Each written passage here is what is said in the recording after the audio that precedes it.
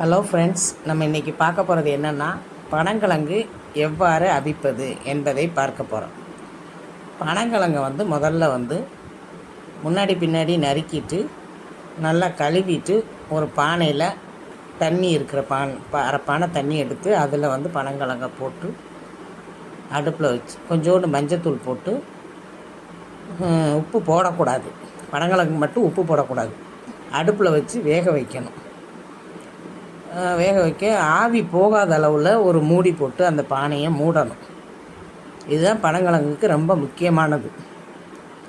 ஆவி போகாமல் வெந்துருச்சுன்னா அந்த மணம் வெளியே வரும். அந்த மணம் வர்ற வரைக்கும் அது வெந்துக்கிட்டே இருக்கணும். மணம் வந்ததுக்கப்புறம் ஒரு 10 நிமிஷம் அது வேகணும்.